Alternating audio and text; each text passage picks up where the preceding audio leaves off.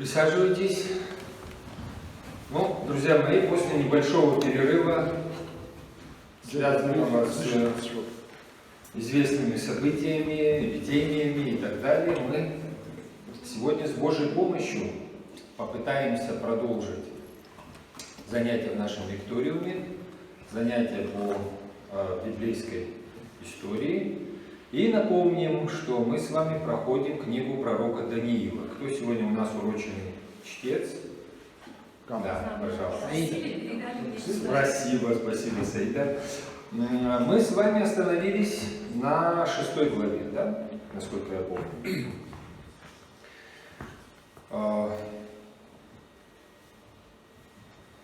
Как преподаватель лектории я хочу напомнить, что Священное Писание, которое мы с вами изучаем, отличается от всех прочих писаний, которые собраны за всю историю человечества.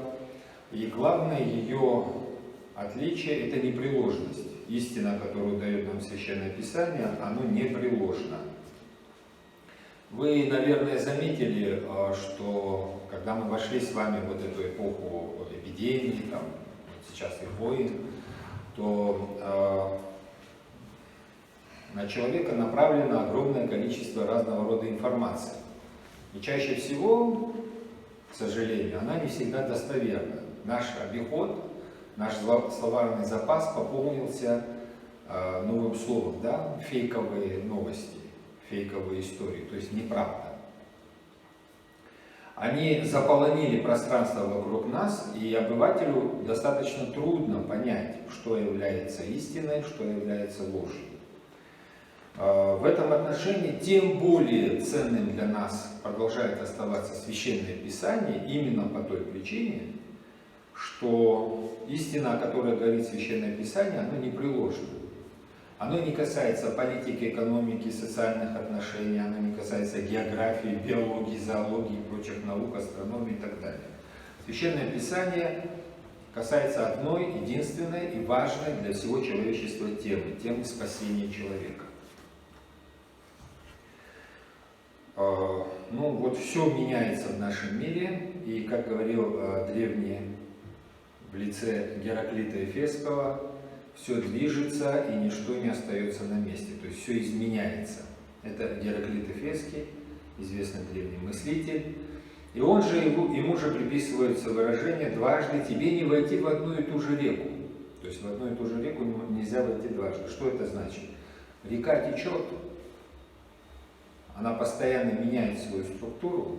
Если ты вошел в нее один раз, это не значит, что точно так же в нее же ты попадешь во второй раз. То есть второй раз это уже будут другие обстоятельства, это уже будет другая окружающая среда.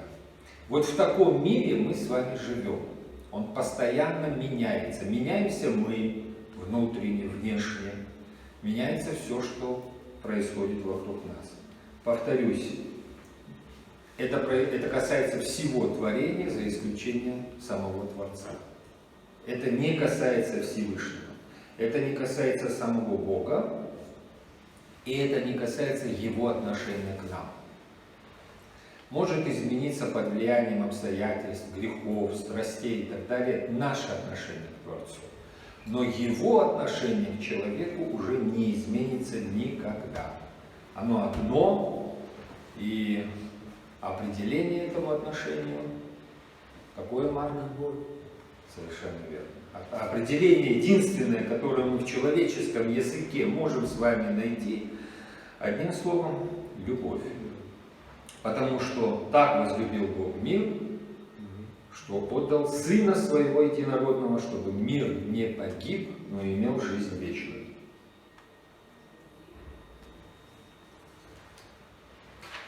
Теперь, что касается книги, которую мы с вами изучаем. Я хочу напомнить, это книга пророка Даниила. Это эпоха, когда и израильский народ уже уведен в плен. Да, Марк? Куда он был уведен? В Вавилоне он был. Совершенно верно. Он был уведен в плен в Вавилон. Это время, когда уничтожен храм. Храм как сосредоточие древнего культа, когда евреи молились единому Богу. с определенным культом, который был преподан пророком Моисеем. И этот храм был сожжен, уничтожен. От него ничего не осталось. Израильское царство уничтожено. Они находятся в рассеянии, ну и в плену, помимо того, что в рассеянии, они находятся в плену. И Священное Писание в лице пророка Даниила показывает нам того персонажа, который без храма, без священнослужителей, без привычного культа, без родины, это же все объединяет, да, и создает определенную социальную среду, в которой человек молится. Вот без всего этого продолжает почитать единого Бога, прежде всего, продолжает молиться и продолжает выполнять заповеди. Еще раз повторим, привычной среды нет. Неизвестно, что бы с нами произошло, если бы мы были бы оторваны от нашей среды, закинуты куда-то на чужбину и так далее, и так далее.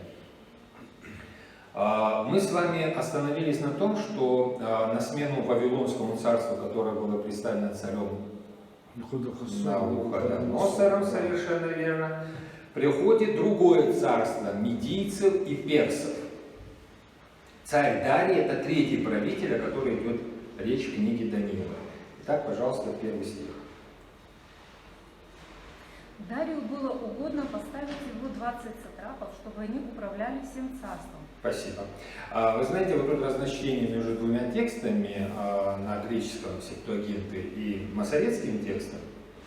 Дарий, или на иврите Дарьявеш Мадайский, получает царство в возрасте 62 лет. Ему было угодно поставить 120 сатрапов, чтобы они, прочтите дальше, управляли всем царством. Да. Дарий или Дарьявеш на персидском, дар на парийском — это владеть. И второе слово — это добро. Владеть добром. Вот что означает его имя. В 5 главе у нас царя Навуходоносора поменял царь Валтасар, который, вы помните, он был взвешен и был найден легким, и в эту же ночь произошел дворцовый переворот, и он был убит.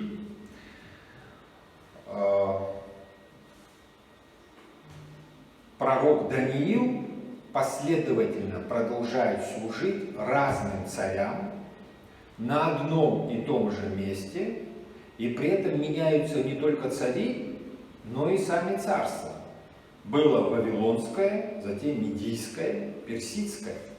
То есть сменяются цари, Даниил остается сановником, вельможей при дворе. О чем это говорит?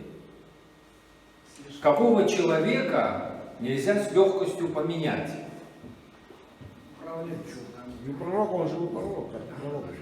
Какого сановника, какого политика с легкостью нельзя поменять? Нужного, разбирающегося в своих делах.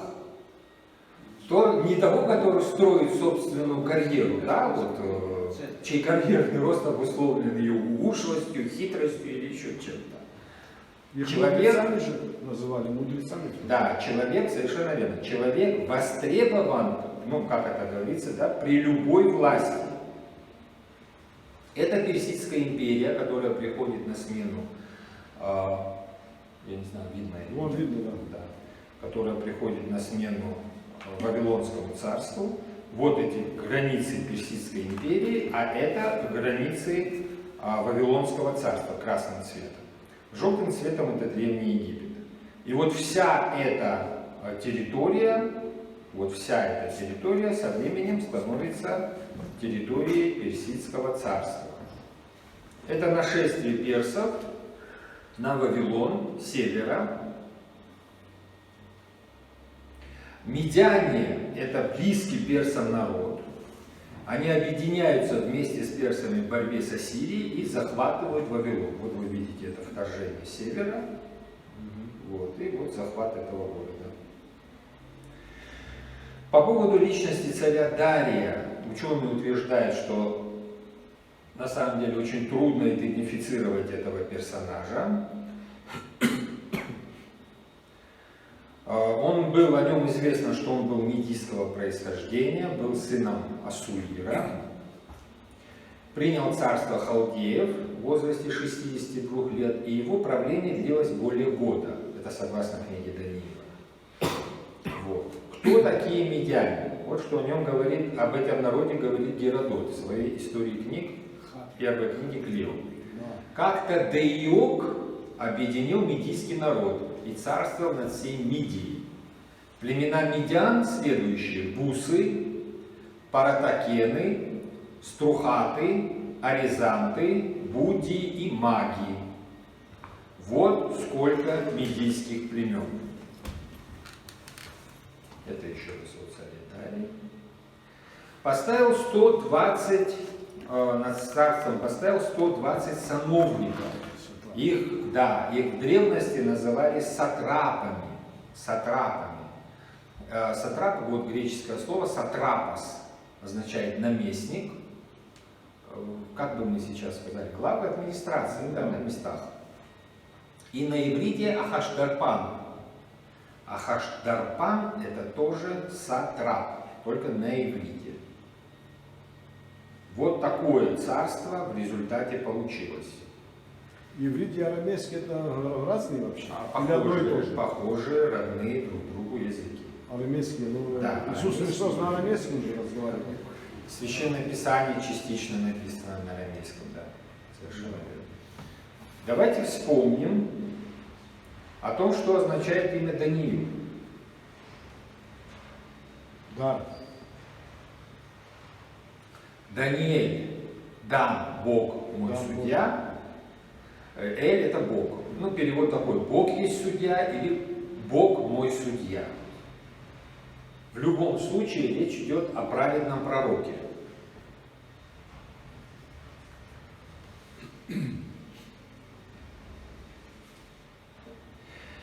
Что говорит нам история? Сатрапы распоряжались землей, которой владели как администраторы. Сатрапия была территорией, управляемая сатрапом.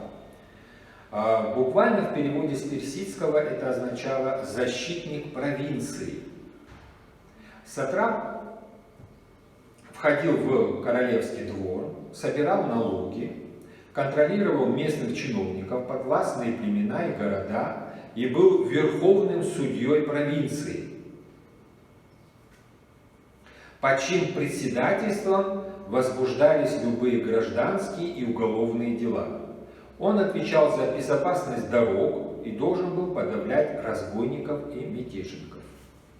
Ему помогал совет персов, которые допускались также провинциалы, который контролировался царским секретарем. То есть, понятное дело, что не вся власть на местах принадлежала исключительно одному сатрапу. Он контролировался царским секретарем и посланником царя. И особенно царским оком, производившим ежегодную инспекцию и осуществляющим постоянный контроль. Власть каждого сатрапа подвергалась дальнейшим проверкам. Помимо секретаря-писца, его главный финансовый чиновник, ганзабар на персидском, и генерал, командующий регулярной армией, были независимы от сатрапа и отчитывались непосредственно царю. Сатрапу было разрешено иметь войско на своей службе. Так, следующий стих, пожалуйста. А над ними 3 сановников, одним из которых был Даниил. Да, спасибо. Вот о Данииле мы сказали, но вот это разделение для лучшего, наверное, административного управления в той или иной области мы встречаем не впервые. Потому что когда мы говорили о Моисее, и когда Моисей жаловался на то, что он один не может разбирать все дела, распри, судебные и так далее, да, 600-тысячного народа, которого он вывел, то Господь ему говорит: ты усмотри себе из всего народа людей способных, боящихся Бога, людей правдивых, ненавидящих корысть, и поставь их над ним тысяченачальниками, 100 начальниками, то есть сотниками, 50 начальниками и 10 начальниками, письмоводителями. О чем это идет речь? Ну, как Речь идет армейская, это, о да. характеристике чиновника, Да. который выполняет те или иные обязанности. Между прочим, обратите внимание, ничего не изменилось. с Ничего не тех пор, изменилось, да. всё точно так же. Если строго следовать букве закона и иметь таких чиновников, я думаю, что и жизнь людей, она тоже будет вполне себе благой. Да? Если люди будут способны, боящиеся Бога, правдивые, ненавидящие корысть, и это и будут люди, которые возглавляют тысяченачальники, да, главы городов, 100 начальников Порядочные. поселений, 50 начальников Порядочные более люди. местных, да, более мелких поселений и так далее.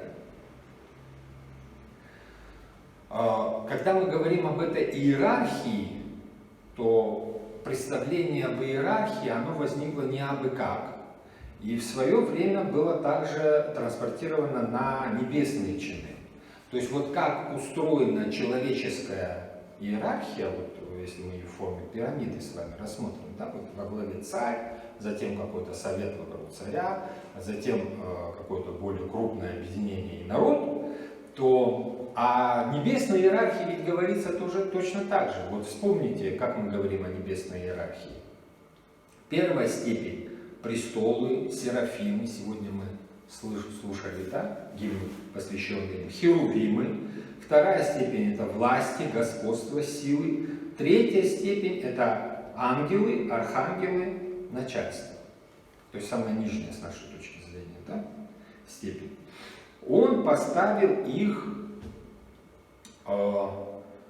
этих сатрапов, во главе, а самих сатрапов объединил под руководством скольки приближенных? Простите еще раз. 120. Да, а дальше? Чтобы они управляли всем царством. Да, далее. А над ними 3 сановников, одним из которых был Даниил. А над ними еще 3 самых приближенных сановников, которые уже управляли, собственно, государством. Вот тут стоит слово «сарех». «Сарех». Сар – это господин, до сих пор в Израиле Сар – это министр.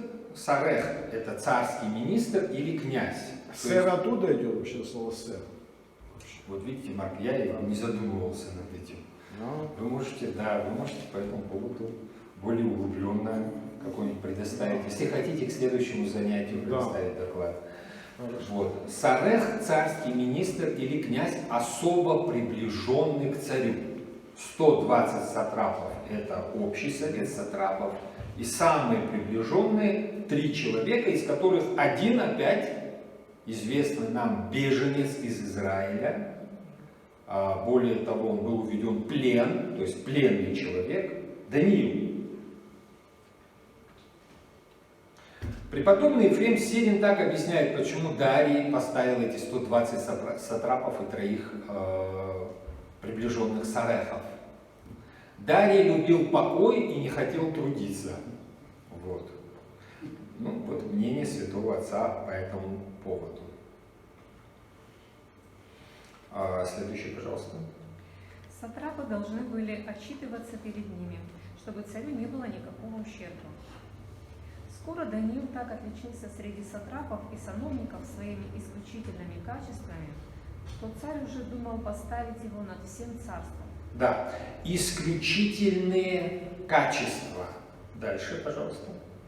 Тогда сановники и сатрапы стали искать предлог, чтобы обвинить Даниила в неверном ведении царских дел. Вот тут на иврите стоит такой термин, такой текст. Дируах етира. Руах – дух, вы помните.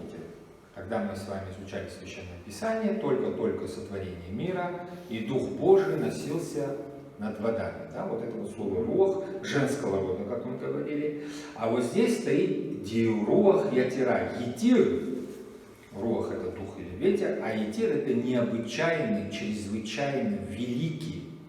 То есть он отличался какими-то чрезвычайными и необычайными качествами, личными качествами. Далее.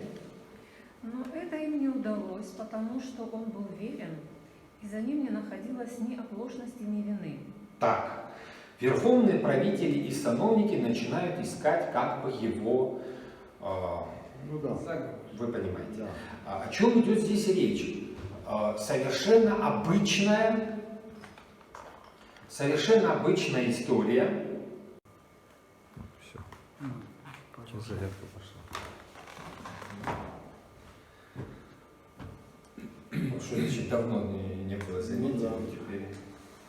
Да.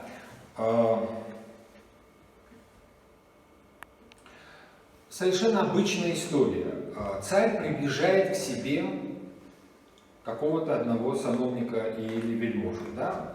Мало того, что он выделил Даниила из 120 сатрапов, он вводит его в какой-то очень приближенный совет, состоящий из 3 сарахов. Мало того, что он приблизил этих 3, он хочет поставить его над всеми. У нас уже был такой персонаж, который очень весьма, совершенно верно, приближен был и был 2-м после фараона в Египте.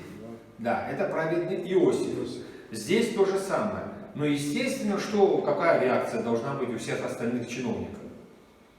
Чиновник – человек, который занимается строительством своей карьерной лестницы.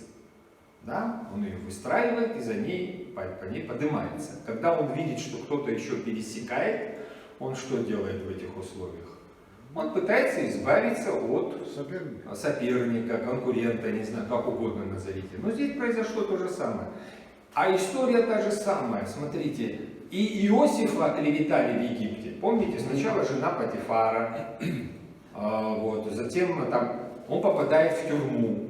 И здесь пытаются найти на этого человека какой-то, как бы сейчас сказали, совершенно верно, компромат, чтобы дискредитировать его в глазах правителя.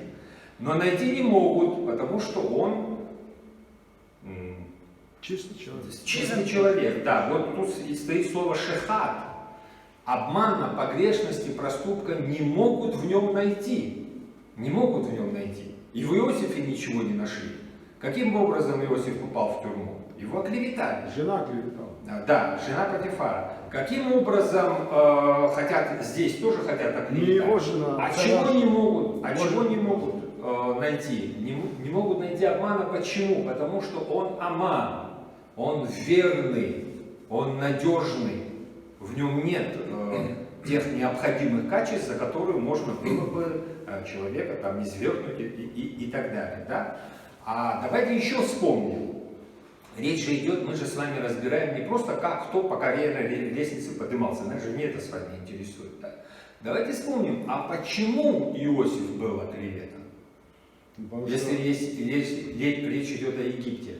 Как Иосиф из раба сделался домоправителем дома Потифара, и как из человека, попавшего в тюрьму, стал 2-м после фараона человеком в Египте? Но он рассказал ему сон. Какие качества у Иосифа? Иосиф, он пророком был, еще можно сказать, где-то. Вот. Он был порядочный человек. Вот, совершенно верно. То есть, понимаете, что нас здесь интересует? Когда мы говорим о праведности, правда же? Да. Мы говорим о праведности. Сейчас есть такой термин, очень такой востребованный в окружающей нас среде, эффективный менеджер. Вы же часто слышите это, да? Как вы по-русски сказали совершенно верно, про хороший управленец. И вот мы ищем этих эффективных менеджеров среди тех людей, которые знают какую-то профессию, да, в чем-то обладают организационными возможностями, какими-то навыками, достаточно ушлые, да, знают человеческую природу, взаимоотношения людей друг с другом и так далее, и так далее. Мы сегодня в наше с вами время ищем именно таких людей. И затем пытаемся пользоваться их вот этими свойствами. Каким образом? Мы продвигаем их на какие-то значимые должности, подчиняемся их распоряжениям и считаем, что мы движемся в правильном русле и в правильном направлении. Что говорит нам Священное Писание или Господь через откровение? Когда речь идет о праведнике, когда речь идет о человеке, который прежде всего ставит свойства какие? Богобоязненность, выполнение божественных заповедей, нечеловеческих, да? Верность и надежность прежде всего кому? Да. Нет, Да, речь идет не о фараоне, не о Дарии. Вот смотрите, даже пример Даниила нам показывает. Сначала Навуходоносор, потом Валтасар, потом Дарий. Кому был верен он? Господь. Прежде всего Господу. То есть Господь на примере этих двух эффективнейших управленцев, и Иосифа, и Даниила, показывает, что прежде всего праведность должна быть основным свойством человека, а все остальное приложится. Вот мы этого не совсем понимаем, потому что у нас в голове немножко сбиты причинно-следственные связи. Мы вперед ставим такие свойства человека, как умение разбираться во всех делах, быть ушлым, что-то вот двигать, какие-то... А самое главное, это верность Творцу и Его заповедям. Остальное прикладывается. Иосиф, раб, какие у него свойства особые, да? Он верен Богу, главное его свойство. И когда он попадает в дом Потифара, что видит Потифар? Чем бы ни занимался Иосиф, у него все получается. И дом Потифара начал богатеть. Так естественно, что такого человека уже никто не отпустит. И он его ставит, как это называется, менеджером, да, как управленцем. Да, он становится управленцем в доме Потифара. То же самое происходит и с Паро, когда он же не просто рассказывает ему, объясняет его сон, он ему еще и говорит фараону, как избавиться от этой беды, которая надвигается. Возьми, говорит, вот эту вот часть, отложи от того урожая, который будет, и затем, когда придет голод, используй. И фараон говорит, ну слушайте, этот человек все знает. Инициатива наказуема, как вы понимаете, и, конечно, Иосиф становится первым министром при дворе фараона. То же самое и здесь. Даниил, Навуходоносор видит его качества и свойства и возвышает и делает сановником при своем дворе. Валтасар возвышает и делает сановником при своем дворе. И, как оказывается, Дарий точно так же. Не то, что сановником при своем дворе, чуть ли не вместо себя оставляет этого человека. И мы говорим, наверное, потому что у него какие-то особые свойства управленца. А Священное Писание раскрывает нам, потому что он верен, Аман, верен Богу. Бог посылает этому человеку решение проблем вокруг него. Это не значит, что праведник не испытывает проблем. Праведник точно так же испытывает удары судьбы, болезни и так далее, и так далее. Разница между праведным и неправедным человеком – это как тот и другой человек ведут себя в жизненных обстоятельствах. Вот в чем разница между людьми. Она не заключается в том, что праведник ничего не испытывает в своей жизни, а вот грешник, он постоянно на него сыплются, так сказать, испытания и так далее. Отнюдь, отнюдь. Как тот или иной человек ведет себя в той или иной ситуации. Вот о чем идет речь. Слово «аман», верность и надежность, оно является однокоренным словом, которое мы с вами знаем. Эмет, истина, и мы с вами постоянно на всех молитвах произносим слово «аминь». Да, пусть будет. Да, аминь, аминь и эмет, и аман – это все однокоренные слова. Истина и верность – это однокоренные слова. Имейте это в виду. А почему необходима верность? Потому что это свойство Божие.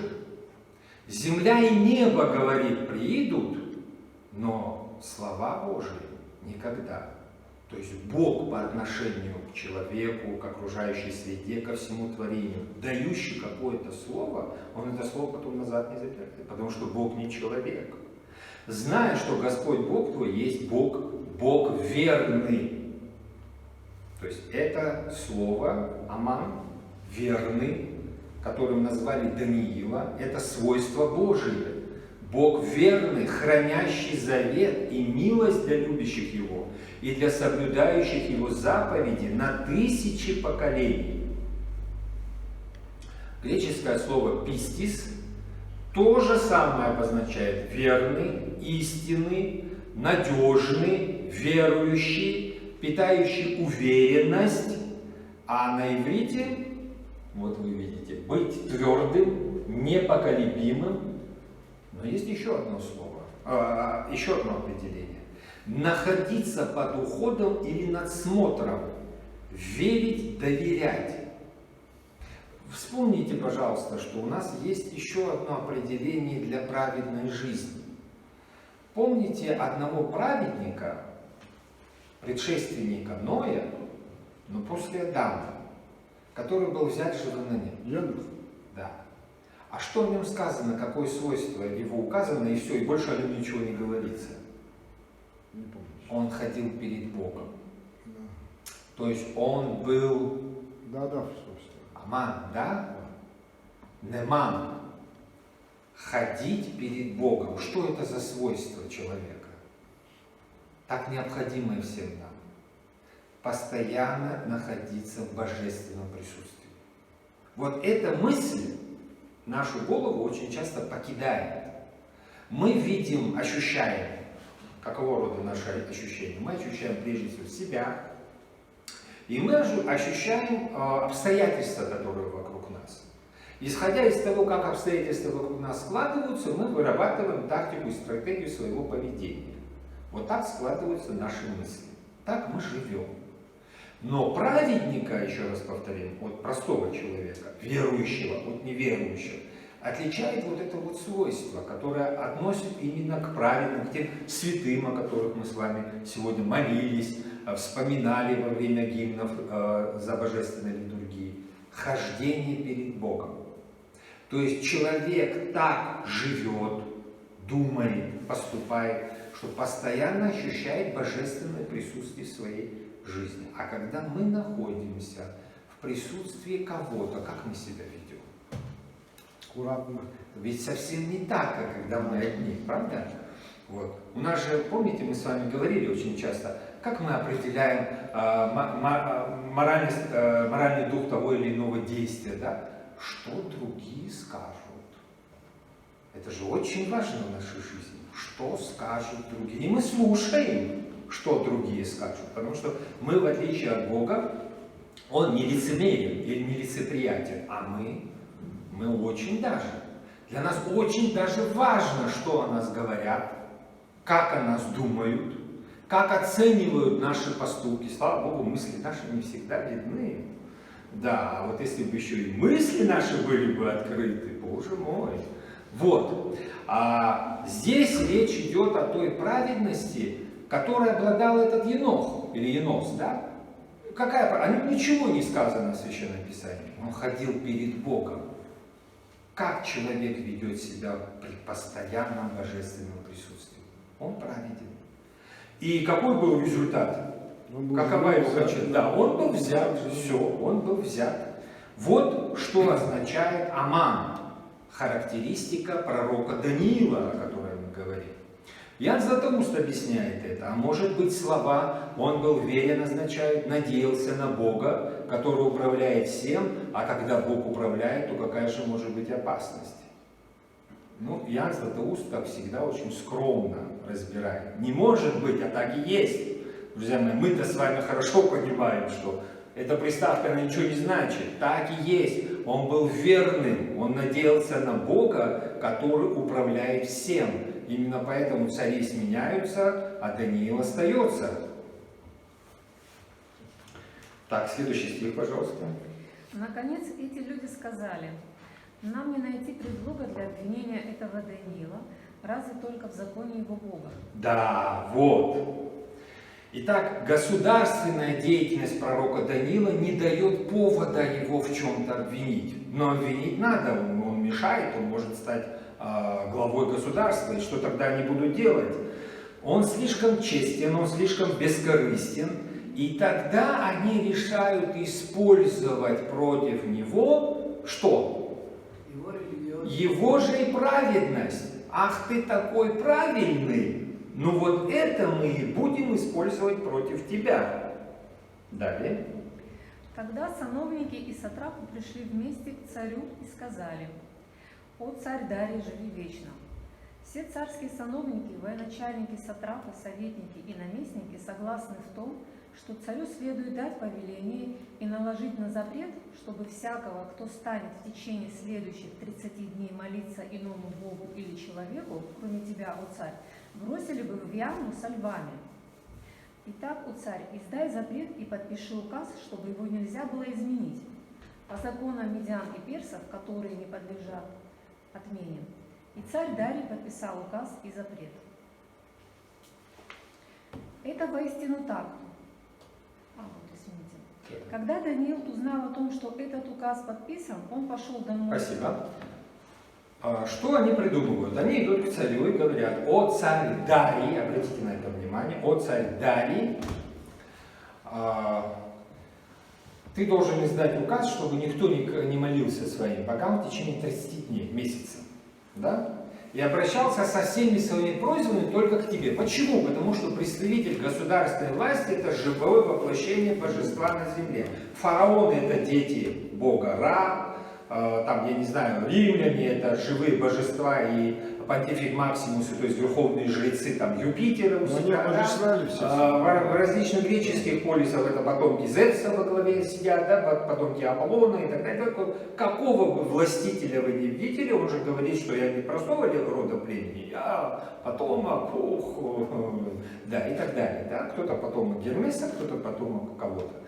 Почему обращаюсь к нему? Потому что он глава Медийского государства или империи, потомок Ахура Мазды, верховного божества персов.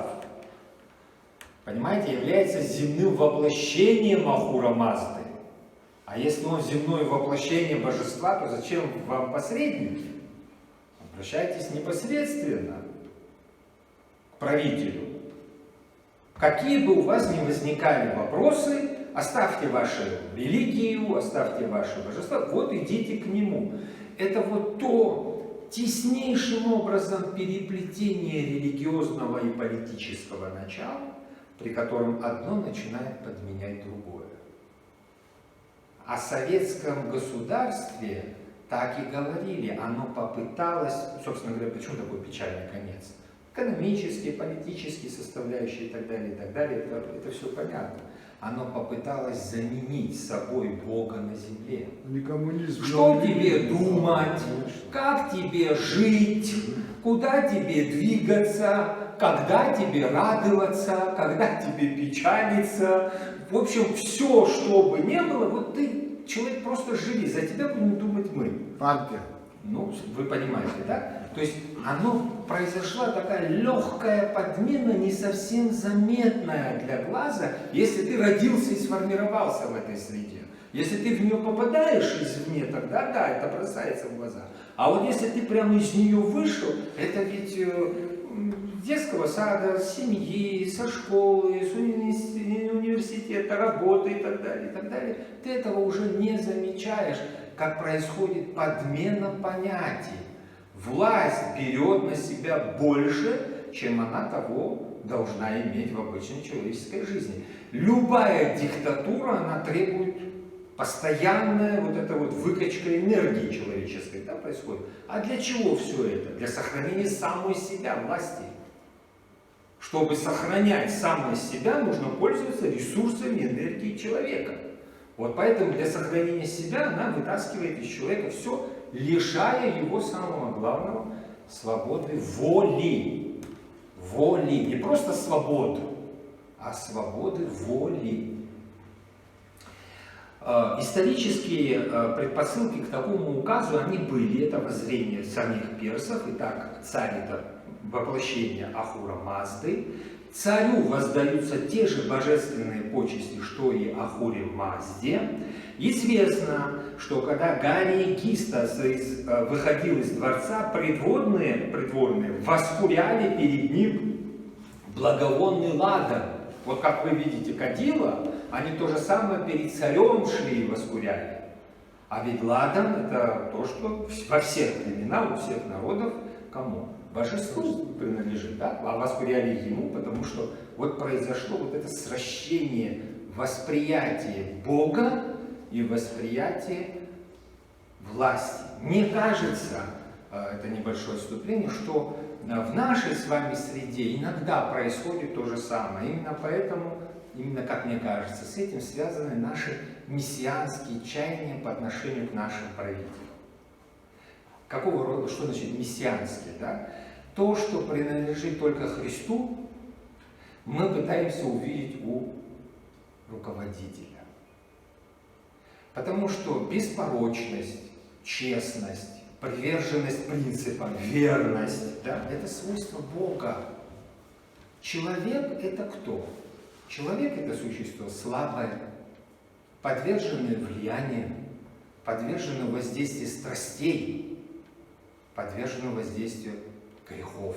Почему мы думаем, что если мы такие, то вот другой придет, и он будет иным? Вот с чего мы это взяли? Ведь приходит тоже человек.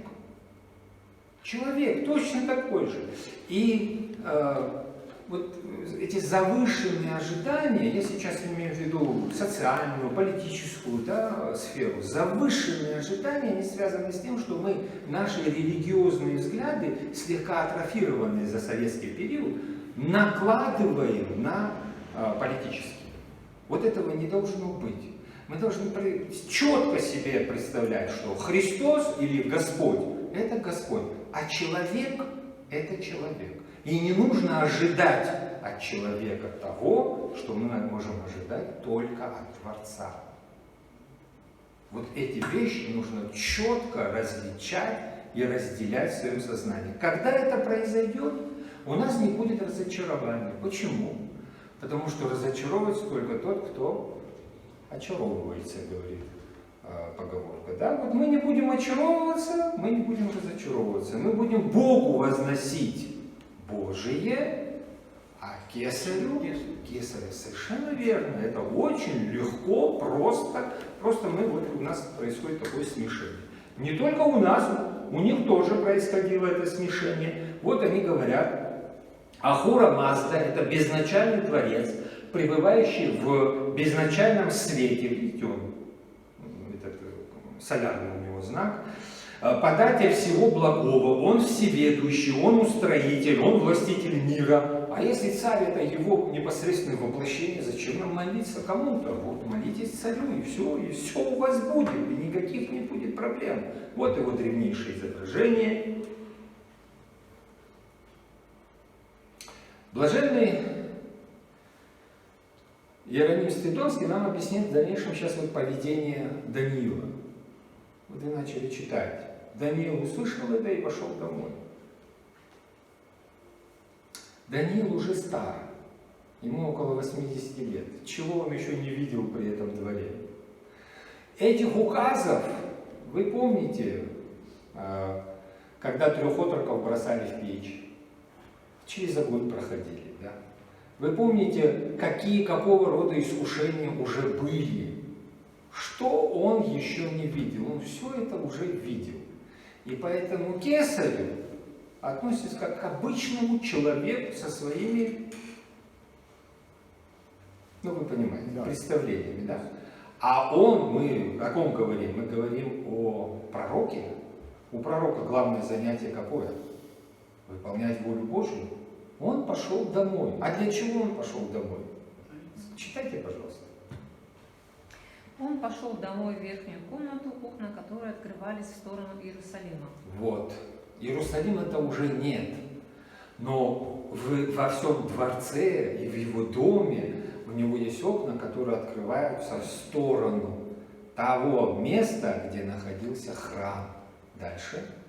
3 раза в день он опускался на колени и молился, славя своего Бога, как он делал это и прежде. Вот пророк Даниил, находясь вдалеке, являясь пленником, он выполняет волю Божию, он молится. Он не забывает, там речь же не шла о языке, о традициях, о том, как там в Израиле пили вино или какие-то сты поднимали. Да? Не это он сохраняет. Что он сохраняет? Он сохраняет самое главное. Он сохраняет связь с Творцом. Как сохраняет человек связь с Творцом? С кем человек общается, на того он становится похожим. Для нас почему общение играет такую очень важную роль? Почему для нас общение очень важно? Потому что, как говорит Священное Писание, с преподобным преподобен будешь, а со строптивым развратишься. С кем человек общается, от того он свойства и набирает. И как человек, который перестает общаться со своим Создателем, он перестает его свойства усваивать. А человек, который мы говорили, что такое перегоревшая лампочка, да? Это человек, который прекратил связь со своим Создателем. Он вроде бы и висит, он вроде бы в красивой люстре, он вроде бы и в замечательном обравлении, но для чего он? Он не функционален. Функции его уже нет, он пустой. Как Христос называет фарисеев, крашеный гроб. Сверху покрашено, а внутри полный, сами знаете чего. Даниил не такой. Он потерял все. Он царского рода племени. Он потерял все. Он потерял страну, он потерял свой дворец, он потерял почесть и уважение там, но он сохраняет связь с Творцом. Вот такая антиномия. Итак, он приходит туда и начинает молиться. Почему он молится? Блаженный Иероним Стритонский говорит, преклонять колено перед Богом по церковному преданию нужно 3 раза. Но это же классическое, да, богослужение в Иерусалимском храме шло вот по этому образцу. 3, 6 и 9 час. И когда об апостолах говорят, они шли там в 3 час, 6, это время молитвы в Иерусалимском храме. Но Иероним Стритонский связь проводит с Новым Заветом. В 3 час Дух Святой сошел на апостолов. Мы с вами будем, да, Пятидесятницу праздновать совсем скоро. Далее, в 6 час Петр, хотевший есть, зашел в горницу помолиться. В 9 Петр и Иоанн ходили в храм. Святитель Филарет Дроздов, переводчик Священного Писания, говорит, князи Дария Медянина коварно выпросили у сего царя повеление, чтобы в продолжении 30 дней никто не смел приносить прошение никакому богу, ни человеку, кроме Дария, под страхом быть отдану на съедение львам. Даниил знал сие и без сомнения понимал, что эта смертная сеть поставлена для уловления его. Но это не принудило его заключиться совершенно в одной домашней молитве, никому неприметной и потому безопасной. Да, это же можно было сделать при закрытых дверях. Он продолжал по своему обыкновению во время молитвы открывать окно к Иерусалиму, устремляться взором и духом к храму Иерусалимскому, что прямо вело и привело его к смертельной опасности, из которой только неожиданным чудом он был исхищен. Голодные львы не посмели растерзать пророка. Далее, пожалуйста. Заговорщики пришли все вместе и нашли Даниила молящимся и просящим милости у Бога. Тогда они пошли к царю и говорили с ним о его царском запрете. «Разве ты не подписал запрет, по которому у того, кто в течение следующих 30 дней будет молиться иному Богу или человеку, кроме тебя, о царь, бросили бы в яму со львами?» Царь ответил, «Это воистину так по законам медян и персов, которые не подлежат отмене». Тогда они сказали царю, «Даниил, один из иудейских пленников, не слушается ни тебя, о царь, ни запрета, который ты подписал. Он по-прежнему молится 3 раза в день». Услышав это, царь был очень расстроен. Он решил спасти Даниила и до захода солнца всячески пытался это сделать. Да, вот, значит, они приходят и не сразу говорят, прибегают, как это обычно мы делаем, да, в порыве чего-то. Вот, Даниил, он... Нет. Их задача в чем заключается? Это же ушлые сановники, чиновники двора. Поэтому сети, которые они расставлены со вкусом. Смотрите, какая интрига. Они приходят и спрашивают, твой указ касается вот такого и такого запрета? То есть вначале они говорят, апеллируют к авторитету. Ты, царь, издал такой указ? Говорит, да. А вот Даниил, дальше говорят они, из пленников еврейских, а он вот нарушает. Помните такую же интригу, еще один персонаж Священного Писания, змей в Эдемском саду. Помните? Да. Не сказал ли Господь, не ешьте, он опять апеллирует к авторитету. Не сказал ли Господь, не ешьте ни от какого дерева? И в самом вопросе уже ловушка расставлена для Адама и Евы. Ни от какого дерева. Разве речь так шла? Да? Апелляция к авторитету – это очень такая распространенная в риторике вещь, которую используют в данном случае наши клеветники. Итак, блаженный Иероним Стридонский говорит: они умалчивают об имени Даниила, чтобы царь, дав общий ответ о своем приказании, вначале он дает общий ответ, сдержал свое слово, ведь Даниил его любимчик. Если они прибегут и скажут: Даниил нарушил, он скажет: ну что, Даниил, ну он старик, ну давайте это забудем, не обратим на него. Нет, они вначале апеллируют к авторитету царя в присутствии всех. Это очень важно. Почему? Потому что когда вы апеллируете к гордыне и самости, и вот этой вот страстности правителя, вы всегда получите желаемый результат. Каким образом? Вспомните, пожалуйста, мы с вами празднуем праздник, память усекновения главы Иоанна Крестителя. Да, у нас есть место, где было обретение. А вы вспомните, как произошло усекновение главы? Ведь царь Ирод слушал Иоанна Крестителя, слушал его всегда. И как его уловили царя? Клятву он же дал, клятва перед всеми, да. Понимаешь, перед всеми. Когда царь говорит о чем-то перед всеми, его легко поймать. Ах, ты обещался, и что, когда он видит, что его поймали, когда эта женщина, да, из Завей говорит: принеси мне вот эту вот голову на блюде, он что у себя в сердце? Он воскорбел у себя в сердце, ему неприятно. Ну как это так? Он убьет праведника. Он же знает, что это праведник. Но ради клятвы и присидящих перед ним людей страстность, славолюбие, тщеславие, гордыня. Да, вот в известном кинофильме известный персонаж говорит: гордыня – это мой любимый грех. Да, вот. Это вот то, на что очень легко на этот крючок поддеть и поймать человека. Правителя прежде всего, потому что это публичная личность. Его очень легко поймать. И Ирод был пойман и выполнил это. Да? А правители идут против совести, законов совести собственных и против общепринятых законов очень легко под воздействием страха, страстности. Понтий Пилат, вспомните, да. С этого момента он начал искать, как отпустить Христа, но как закричали, что ты враг кесарю, перепугался и прокурор отдал на съедение невинного человека, зная, что он невиновен. Очень легко, когда вы играете со страстями, это очень легко, когда вы знаете, как это делать. Да? Наша задача заключается в изучении другой стороны медали.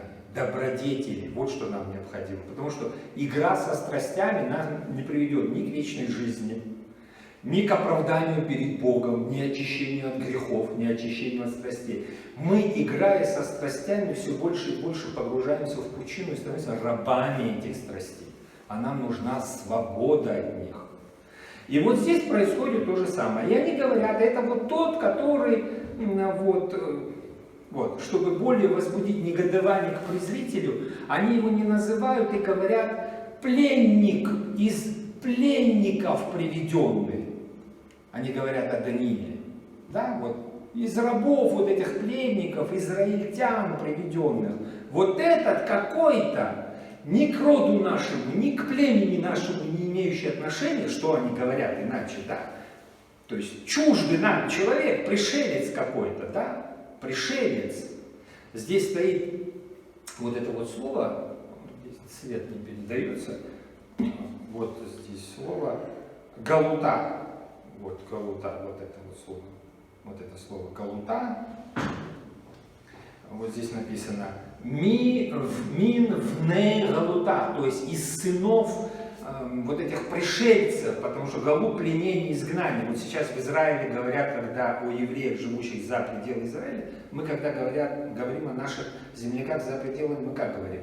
Из диаспоры. Да? Ну, А они это говорят пришельцы. из галуты. Пришельцы, да, Да, пришельцы. галута это рассеяние вокруг. Вот есть сама материнская, да, территория, Motherland, родина. Да. А есть вот когда в рассеянии находится. У них вот это в рассеянии, это галута. Они говорят, вот из этих пришельцев, то есть человек не наш, ты за него Да. не поручай, не надо его защищать, он не наш.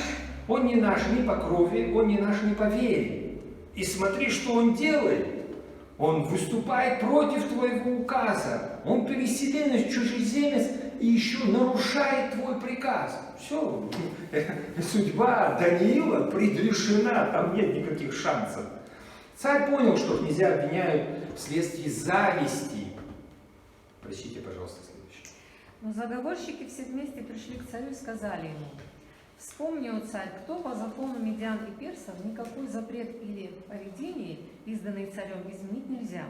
Да, а изменить нельзя, дал слово. Дальше. Тогда царь отдал приказ, и Даниила привели и бросили в яму со львами.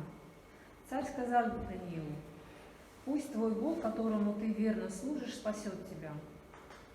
Затем принесли камень и положили его на отверстие ямы, и царь запечатал его своей печатью и печатями приближенных, чтобы ничего из определенного о Данииле не изменилось. Спасибо. Что происходит? То есть они приходят к царю, говорят, надо схватить. Царь ничего сделать не может, он издал этот указ, он не может пойти против законов персов и медян, своего народа, ради какого-то теперь переселенца уже не будет нарушать эти указы. Вот. Он понимает, что князья обвиняют вследствие зависти. И они понимают, что он хочет спасти своего любимчика, да, Даниила, блаженный Иероним говорит.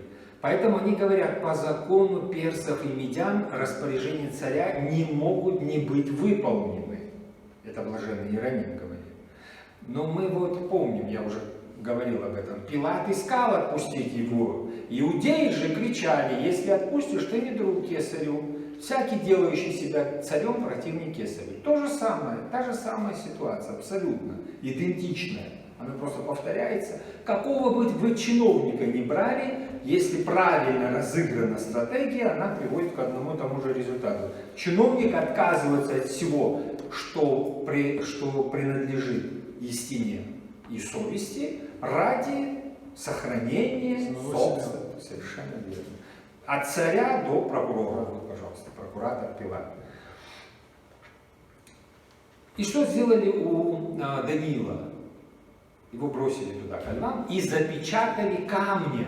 И он приложил, по древней традиции, да, печатку, почему мы называем перстень здесь печаткой, он приложил эту печать и запечатал ее. Ну вот мы с вами будем скоро петь на Пасху камень запечатан от иудеи, да, стригущим тело твое. То есть там то же самое произошло. Пилат удивился, что Христос уже умер, призвал сотника и спросил, давно ли он умер. Узнав от сотника, отдал тело Иосифу. Иосиф купил плащаницу, снял, обвил плащаницу, положил в гробе, который был высечен в скале, и привалил камень к двери гроба, запечатал. Камень выступает здесь символом такой печати смерти. Как человека живого бросить ко львам голодным и сверху камнем привалить и печатью запечатать. Ну что там будет? Понятно, камень отвалишь, косточки собрать, да? Что там еще собрать? Косточки, остатки, там память может быть. Может быть, царь бы похоронил потом его останки, раз так любил Даниила. Может быть и нет, мы этого не знаем. Здесь то же самое, а что Иосиф делает? Иосиф берет тело своего учителя, кладет его в гробницу, потому что он умер. Все, это конец, это смерть. И запечатывает камень. Камень – печать смерти. Так воспринимает человек. Далее, пожалуйста. Потом царь вернулся во дворец и постился весь вечер. Он отказался от развлечений, и сон бежал от него. Да, он постился весь вечер, не приносили ему никакой пищи. Пища дахван на иврите. Вы представляете, как живут цари, да? чем они питаются, что они слушают, на чем ездят, где живут. Вы понимаете. Вот. Он отказался от дахвана, но дахван это не только пища, это еще и музыкальный инструмент и наложница. Царь постится, он отказался вот от каких благ. Да, вот от этих благ в этот вечер он, ну вы помните того персонажа, который говорил, я его, говорит, так ненавижу, что кушать не могу, да? Вот. Вот человек испытывает такой вот внутренний, да, дискомфорт, вот он не может не есть, не музыку послушать, не магнитофон послушать, да. Далее, пожалуйста. При первом свете зари царь встал и поспешил к яме со львами. Приближившись к яме, он позвал Даниила жалобным голосом. «Даниил, слуга живого Бога, смог ли Бог, которому ты верно служишь, избавить тебя от Бога?» Даниил ответил: «О царь, живи вечно». Да, обратите внимание, когда чиновники приходят к нему, они говорят: «Дарий, живи вечно». Когда Даниил обращается, он говорит: «Царь, живи вечно». Царь, живи вечно. Не называет его по имени. Вот. Малях – это царь на иврите, простите, это ангел на иврите, а Мелех – это царь на иврите. Здесь такое вот сочетание. Мелех – это царь, Малька – царица, Мелех – царь. А Малях – это ангел, посланник. И вот он говорит: «Царь, живи вечно». И далее. «Мой Бог послал ангела своего». Мелех, живи вечно. Мой Элохим послал Малеха своего. Такая игра происходит слов, но она, к сожалению, только в подлиннике слышна. Ангел Малех на арабском маляк, и, естественно, в абхазский язык это пришло посланник. Далее. «И замкнул пасти львов». Вот. Там в огненной пище они видят четвертого, который рядом с ними. Это тоже Малех, это тоже посланник, это тоже Амалык, это тоже посланник Бога, который спасает 3 отроков в огненной печи. А здесь он говорит: послан посланник ангел Господень, и он что сделал? Закрыл. Да, тут у них роса благодати в пищи, всем жарко, им холодно. Здесь львы не могут ничего сделать ему. Львы не сытые, имейте в виду, дальше мы увидим почему. Да. Продолжайте. «Они не причинили мне вреда, потому что я оказался безвинным перед ним. Да и перед тобою, царь, я никогда не делал никакого зла». Царь был чрезвычайно рад за него и приказал вытащить Даниила из ямы. Когда Даниила вытащили из ямы, на нем не оказалось никаких ран, потому что он верил в своего Бога. Не буду вас как бы искушать и говорить: попробуйте провести ночь в клетке даже с одним львом, даже сытым. Да ладно. Да, а вот здесь со львами и голодными. И на нем не было ни одной царапины. Да? Как он говорит? Еще раз спросите эту фразу. Когда Даниила вытащили из ямы, на нем не оказалось никаких ран, потому что он верил в своего Бога. И причина сразу дается, чтобы мы с вами долго не думали, потому что львы были сытые, больные были, испугались львы чего-то там. Даниил знал, как общаться со львами и так далее. Потому что он был верен Богу, Аман. Он верный Богу, он пророк, поэтому они его не тронули. Ни по каким другим, никакие другие причины следственные здесь не выстраиваются. Да, продолжайте. По приказу царя обвинителей Даниила привели и бросили в яму со львами. А почему обвинителей привели и бросили? Потому что по законам персов клеветник получает то же наказание, как и то, которое должно было постигнуть на кого он клеветал. Да, оклеветанного. Да. Так христиан в Древнем Риме гнали. Христиан в Древнем Риме гнали. Если ты на христианина донос напишешь в Древнем Риме, в Римской империи, до Константина Великого, до Миланского эдикта 313 года, то этого человека бросают ко львам в Колизей, а его имущество переходит к тебе. Вы представляете, сколько было мучеников? Почему мы читаем о таком количестве мучеников? Это на какое количество сосед писал на соседа, родственник на родственника, чтобы получить его имущество. Но у нас есть письмо Плиния, Плиния старшего, Плиния младшего, я уже не помню, который тот спрашивает: а если мы взяли человека по доносу, а он не оказался христианином, что делать? Получает ответ: тот, который донес, получает то наказание, которое должен был получить оклеветанный. То есть отбиралось имущество у клеветника. Если я написал на тебя донос, что ты христианин, и вдруг оказалось, что это неправда, я это сделал ради имущества, то, соответственно, я теряю свое. То есть это древнее правило не только персов, я вот это хочу сказать, но у персов это действительно было правило, по нему они подвергались тому же наказанию, на которого обрекали свою жертву, и тогда, продолжайте, пожалуйста. Вместе с их детьми и женами. С детьми и женами они были брошены в ров со львами. Далее. И прежде чем они упали на дно ямы, львы схватили их и разгрызли все их кости. То есть львы были действительно голодными. Вот на этом заканчиваем. Печальная ноте. Справедливый Марк. Мы заканчиваем с вами 6 главу. Следующее наше занятие — это 7 глава. Попрошу вас теперь уже подготовиться, прочитать ее. Ну, если есть какие-то вопросы, пожалуйста. Нет. Если нет, тогда мы помолимся. Какую молитву читал читаем?